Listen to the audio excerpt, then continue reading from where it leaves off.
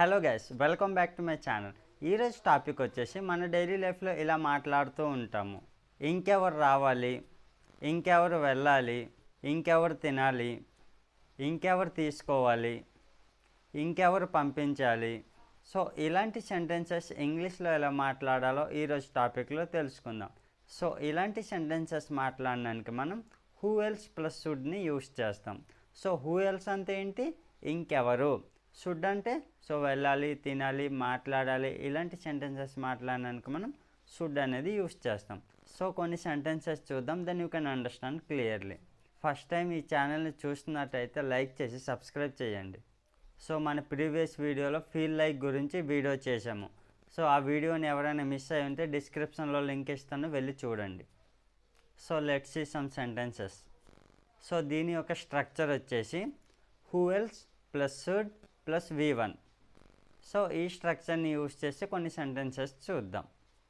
ఇంకెవరు వెళ్ళాలి, who else should go.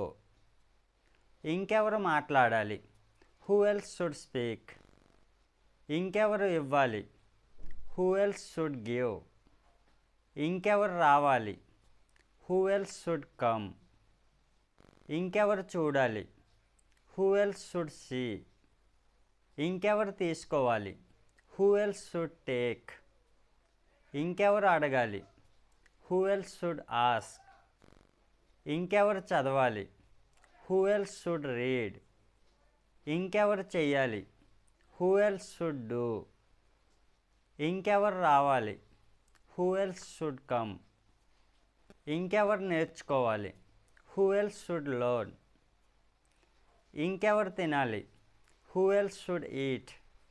ఇంకెవరు కొనాలి, who else should buy.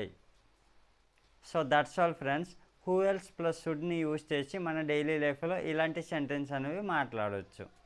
So me practice కోసం ఒక క్వశ్చన్: ఇంకెవరు రావాలి?